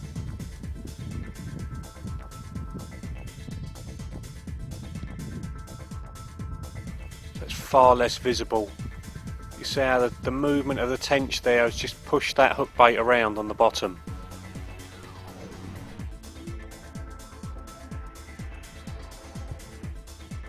As the carp approaches the rig, so he's not spooking from the rig at all, the carp, not like the tench were. Being a larger animal, I don't think they're able to detect things as easily as the smaller tench. You just missed that bait completely there.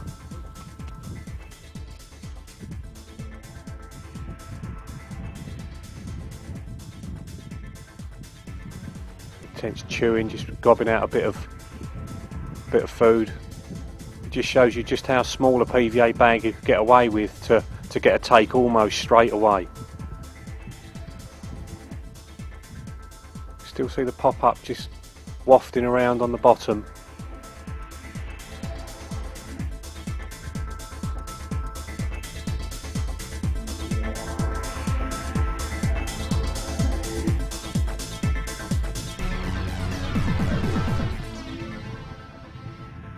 That tench has just missed that completely again, just feeding on the bottom. Notice how the fish want to feed off the bottom the whole time, rather than feeding just above it. Visibility reducing again now. Getting those tench to come in that little bit more confidently.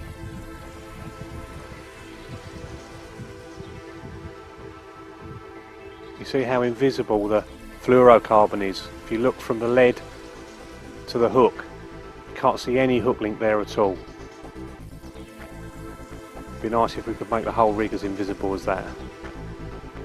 Just a little bit more spod mix falling in the swim just to keep the fish coming back, and the roach and rudd as always coming in and picking up that spod mix before it hits the bottom. I'm not saying they're taking it all, but even if they take 10% of every one, that's 1 in 10 spodfuls that are not getting down to the bottom. You notice how the carp is not spooking on that, and notice all the mud down the side of that carp, that's been rubbing itself on the bottom there.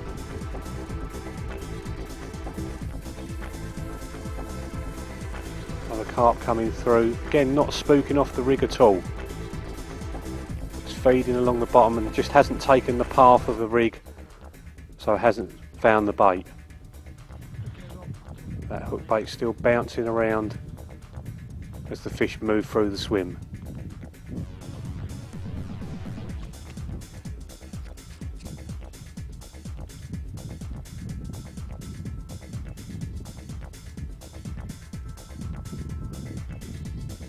Very little bait left in the swim now.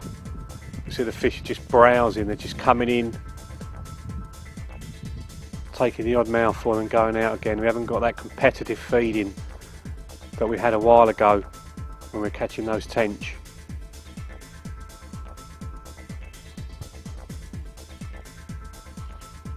Now that carp certainly looks to have spooked off of the bait there. He's approaching right on top of the bait and has pulled off at the last minute.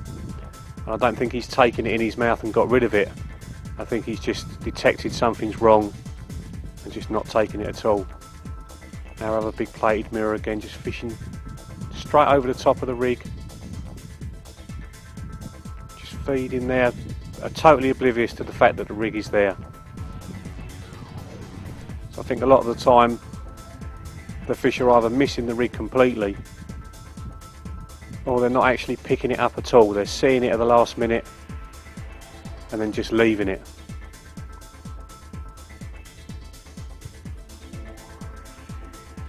Tench and carp feeding together. We've seen 2 different carp in the swim of a good size, probably upper teens to mid-20s, yet we've still got tench feeding in the swim as well. So that old myth about the carp pushing the tench out, not true at all. Got another carp feeding at the back of the swim. That same plated mirror. Doesn't seem to be bothered by the rig at all. Here he is again. Definitely spooked off the rig that time. Tried to suck it in, hasn't got in his mouth, detected something's wrong and he's off.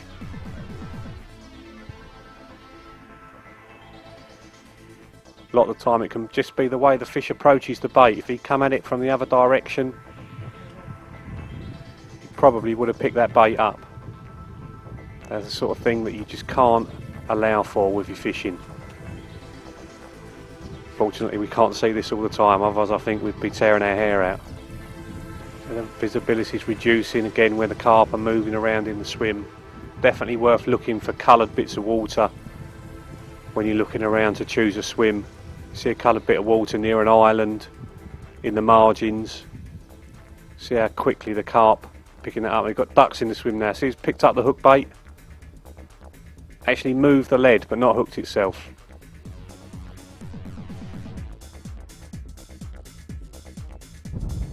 John, I think I just had a liner there. Anything going on down there?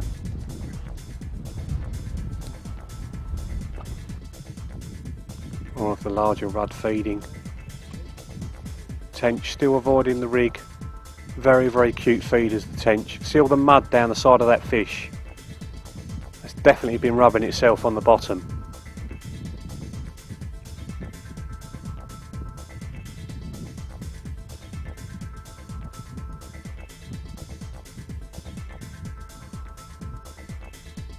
See how invisible the rig is now with the reduced visibility and the whole thing lying flat against the bottom. It's very difficult to pick out the rig tubing, but I'm sure if we had a dark brown rig tubing on now, it would really stand out. I think it's the line and the hook which are the two most important things to disguise. So you really do need to think about what is that rig going out and landing on. Is the tubing that I'm using or the leg core I'm using going to blend in with the exact conditions in the spot I'm fishing?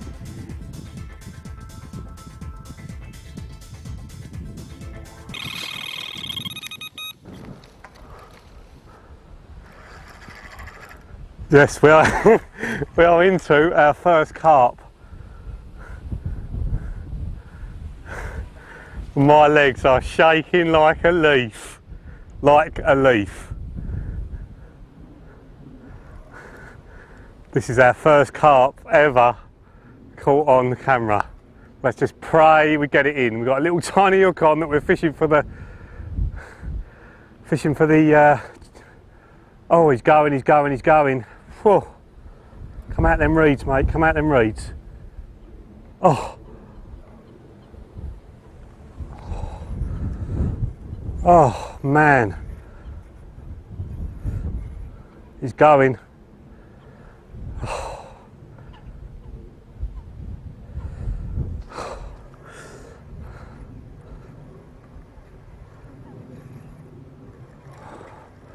This fish is going for it. I daren't pull into him too tightly.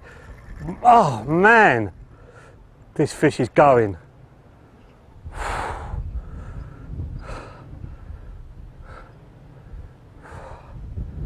Just got to keep it moving. It's weeded me up.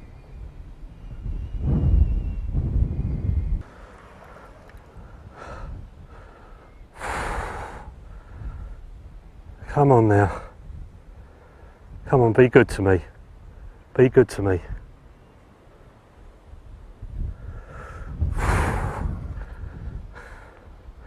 Come on now, be good to me.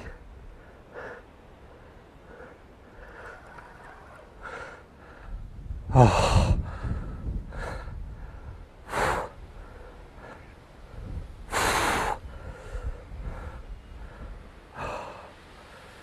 Just banging his head in that weed every time. Come on, be good to me, fish. Crosswind doesn't help either. Oh. Oh. Come on, just keep moving. Just keep moving.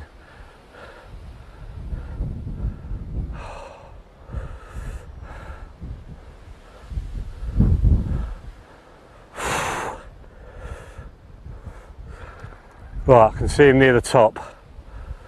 See him near the top. Come on, baby. Come on. Just take it easy. It's a lovely scaled mirror. Oh. Come on, baby. Just get the net. Come on, just keep coming. Keep coming, my love. Keep coming. Oh. Come on. Oh, no. Come on. Up. Up. Yes! Yes! Woo! Oh mate, what a fish to start off with. What a fish. Look at that. Oh my God. Woo!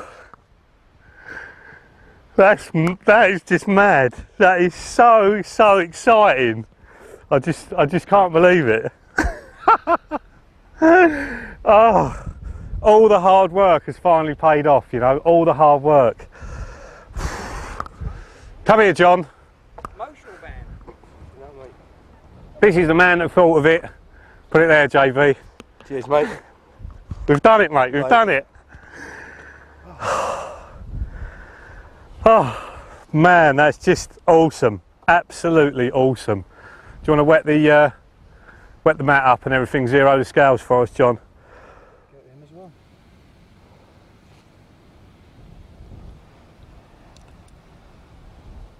My camera is right in the back doors of my van. There's a little bag on the left, a little Shimano bag. It's in the bag on the left.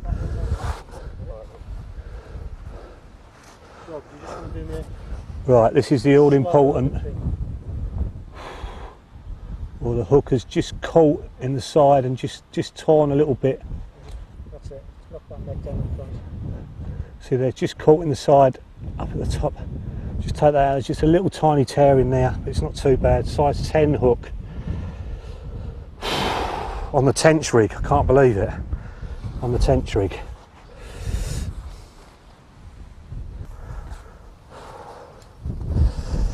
Get him in the old solar way sling. Put that underneath him like that. Just roll him over. Gently as you like. That is stunning.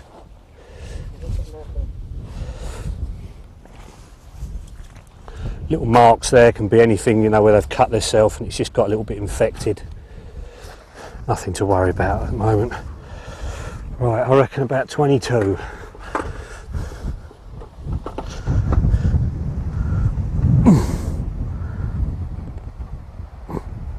$25 and a quarter. Just putting the fish in the weigh sling just for a minute. Obviously everybody's very keyed up, just giving us a bit of time to sort the camera out. Mate, I just feel like I've won the lottery. I know that seems stupid, but I do. I think this is the greatest moment in my fishing life for 28 years. Really? Yeah, definitely. Yeah, without a doubt, mate. I just don't really know what to say, do you know what I mean? It's just such a momentous occasion. It's one of them, innit? All we need. Mate, well done. It's all been worth it, isn't it? Definitely. We need to get the rods out though, mate, don't we? Yeah. Mate, they're having it down there now. Big style, mate. Cut tail at 25 and a quarter, the first ever fish as far as I'm aware, caught from beginning to end on camera, from picking the bait up to actually landing it and hoisting him up like this, and what a stunner of a fish. It's one of the main reasons we're at Horseshoe. Just the most stunning fish in the country, you know. We've been talking about it the whole time. If this was in a different lake, this would be an extra special fish, but it's just another one in here. There's just so many of them like this. Absolutely beautiful. Just dip him. Quick while he's dripping, mate. Lovely. And then round the other way, nice and close up. It's a stunning fish. Alright, mate. Yeah. Hold on a minute. That's the one. Right. Left that hand needs to be round the other side, mate, if you can. That's the one. Lovely.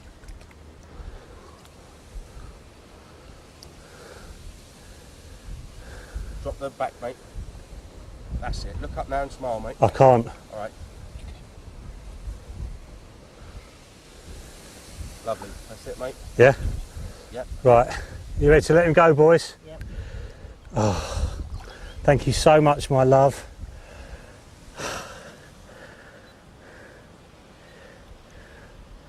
Beautiful. Oh, just dipped my arse in the water, that was nice. But who cares?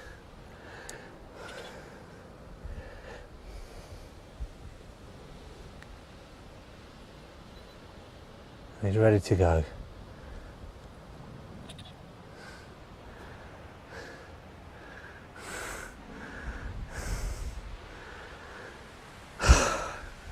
Yes, result. Right, we've had one. In true Western culture, we've had one, now we're bored, we want to get another one. So let's get another rig back out there. We'll try something a little bit different. What I'm going to do is shorten the hook link down and use a slightly bigger hook, still popped up with a shot just underneath the hook. I'm going to put that one out. I thought that the shorter hook link's probably going to catch more fish because the longer one, they seem to be able to pick it up and let go of it before they hit the lead. So we shorten everything down, give them a little less rope so they can hang themselves. Damo, it's Dan. Hello mate, we've had the first one. Oh mate, it was absolutely unbelievable. You just from 25 and a quarter, right, and it come right down the line with a little, you could just see a little bit of maize in the middle of the shot come right down the line. Had it, it'd already blown it out once, had it, and then just tore off out of it, and then the rod just burst into life. And the thing was, I had it on a little combi link, like made of 15 IQ and a little bit of that Gardner sinking braid, you know, for the reel line. And I put like one of them size 10 long shank X's on, right? A size 10 long shank X, because to try and catch the tench, I scaled everything down to try and catch the tench, and then had a bloody carp on it, and it was tearing off, mate. It must have took about 25 yards of line. And it's getting all weeded up and everything. I'm thinking, no, it's on a tiny little hook. I'm never going to get it in, like, you know. But pucker fish as well. John's just put the pictures up on his laptop, and yeah, pucker, absolutely pucker pictures. So yeah, it's looking. Yeah, saw it coming, pick the bait. I mean, it wasn't that close to the camera. It was a couple of feet away. But I mean, the cast I've just done is like right underneath the camera. So like you can literally pick out the shot and the hook and everything, you know. Yeah.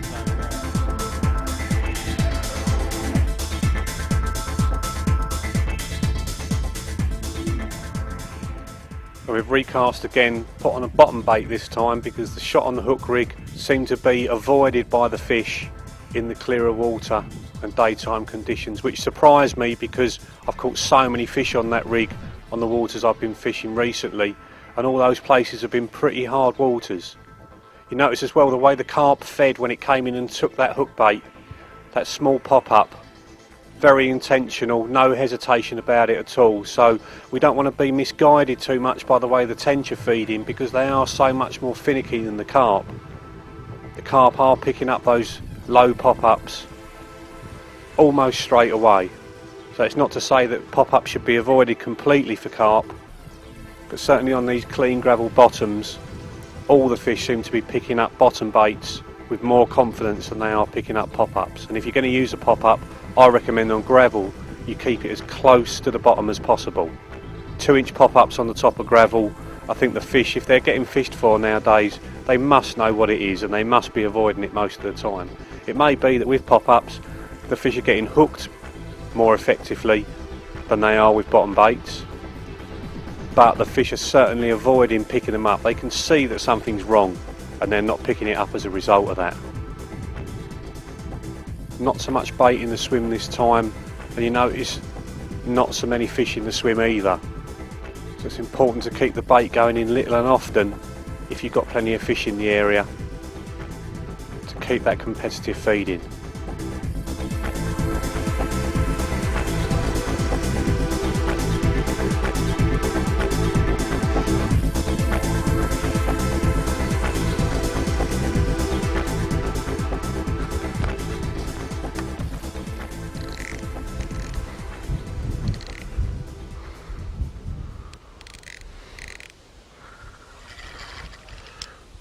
Right, change of tactics again.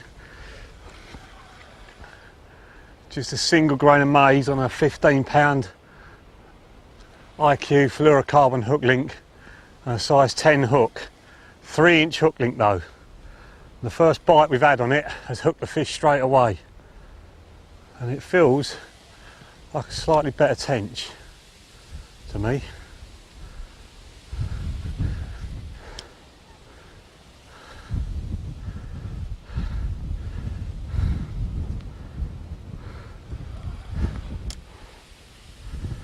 A lot of weed around it, by the feel of it, yeah. It's the same size tench with just a bit more weed. Come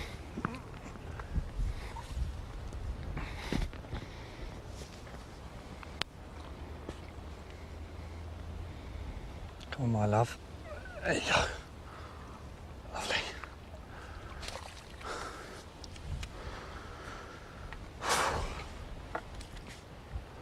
Oh, it's a little fat one.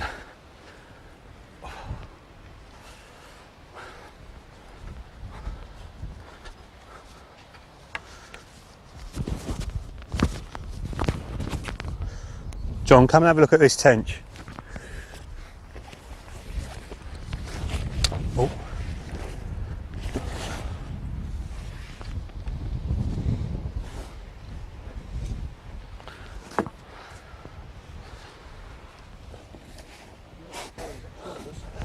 think that's shoulders, mate. Yeah, that's shoulders.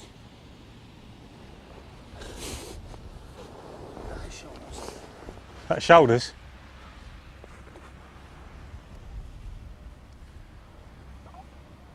That's shoulders, mate. Yeah. Definitely. Not as big as we thought then, is it? No. Somebody's having a go at him as well.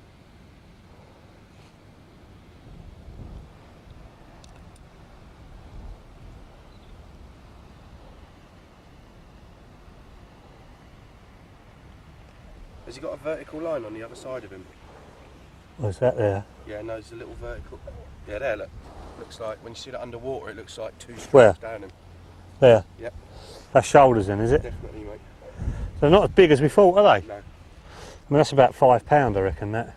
£4? Do you reckon? Yeah. £4-ish? £4, isn't it? Yeah. We'll get the sack out for us. Where is it, mate? Get the other swim.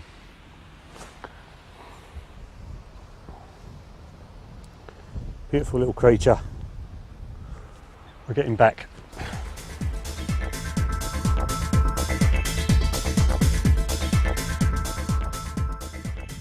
You can see him real close up, good cast this time, right next to the camera. Carp approaching the bait there, spooking off the lead. He's tried to suck in the bait, the hook link's straight, it's a stiffer hook link. It hasn't gone anywhere, hasn't gone in the fish's mouth. So it's carried on going, tried to suck up the lead and then spooked off it because obviously something's wrong. Tench coming down fairly confidently now. You can see how well that tubing's camouflaged against the bottom. I mean, we're only inches away from this rig now and it's pretty hard to pick out. The same as the lead, pretty hard to pick out against all the stones and stuff, and it just shows you how important it is to get the colouring of the rig to match the bottom.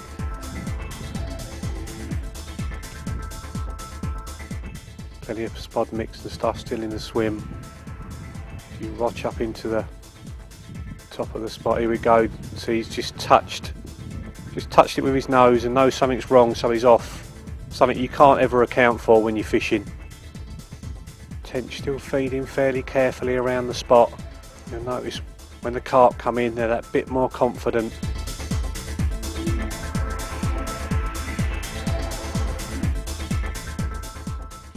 I think it's just because they're a bigger animal, they've just got to feed that bit harder.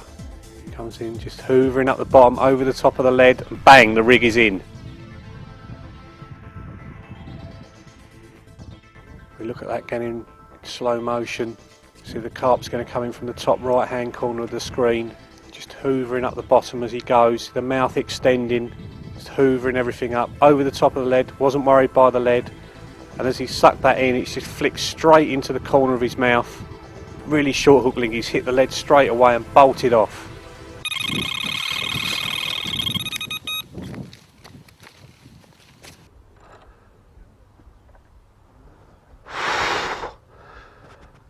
This is a fast moving fish. Oh.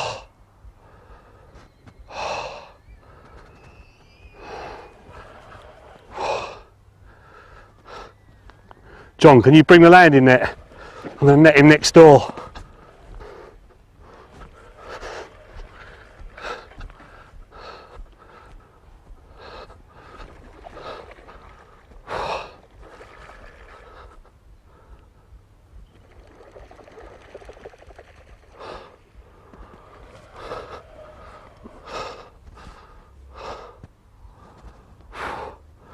Come on, come to Papa.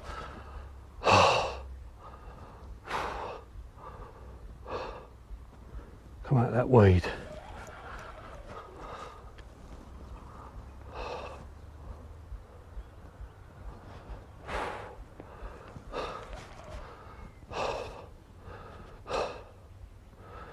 Oh, he's going again. Oh, come on, out the weed. Out the weed. Got a little tiny hook on again. 3-inch, 15-pound IQ hook link. Oh, and an angry carp and loads of weed, which is not a very good combination.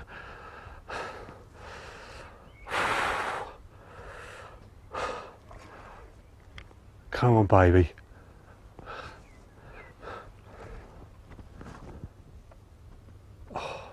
Just feel it tipping over the dorsal there. That horrible feeling. See the back leg stuck up the line. Come on. Oh, it's a nice fish. Oh, you bugger.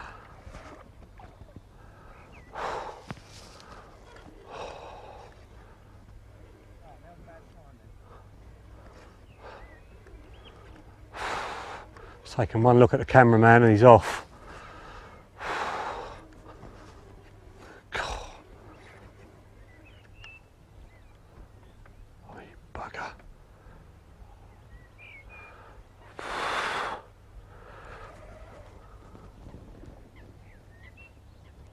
Out of that weed.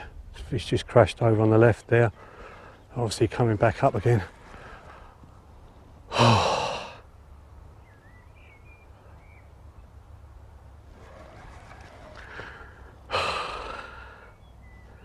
Come on, please in the net. Let's have a 100% record. Can I have that net forward, John, please?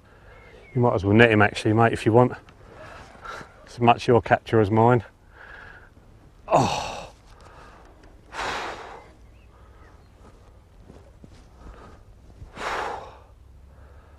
Come on, baby. God, it's travelling so fast. Oh, if you crouch down, John, right down low, mate. That's it, good. I think the lead has come off, I'm not sure. God, it's moving so fast. Come on, baby. Come on, you're going to be famous in about 5 minutes if you care. Play the game.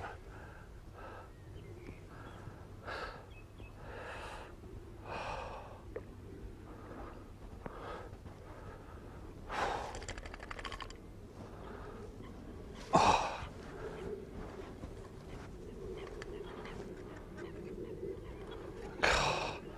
Powerful fish.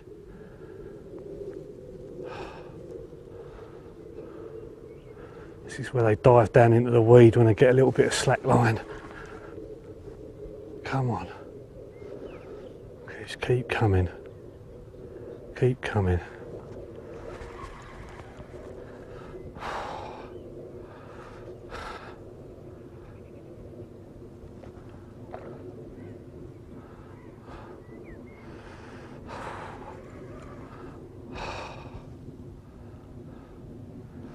He's got to be more tired now. Yeah, come on, get a mouthful of air.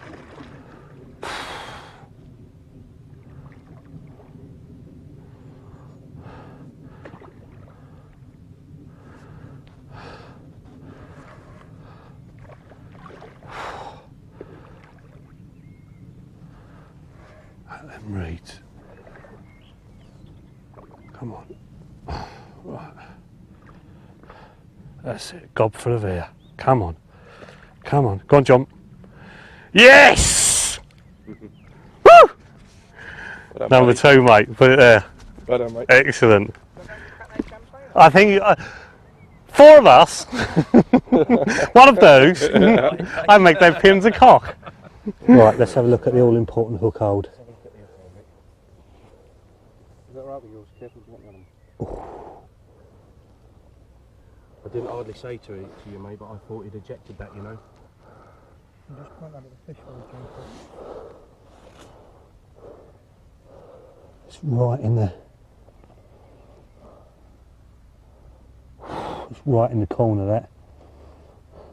Not a very good hook hold at all, but still keeps the unbroken record of I have not lost a single carp on these hooks since last October, which is not a bad record to have. Well, I've lost one, it got in a snag, but I've not had a hook pull since October. Look at that. Lovely, isn't it? Beautiful, absolutely beautiful. 23? 22, I reckon. Mate. Yeah. But I stand to be corrected. With just little tiny fins, look, little tiny fins on him. Stunning colour though, isn't it? Absolutely gorgeous fish.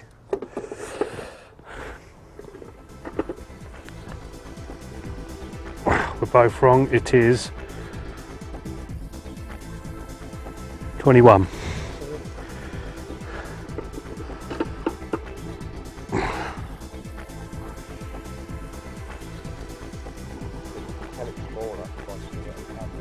Yeah. You'll be able to tell a carp from 50 paces, John, won't you? Second one ever caught on camera. Well chuffed. We have to try this rig next time. We've already got, well, I was just starting to tie one up for tomorrow. We've established we can catch them on 1 grain of maize. Let's just see if we can catch them on a bigger hook and a couple of grains of maize. Try and get them hook holds a bit better as well.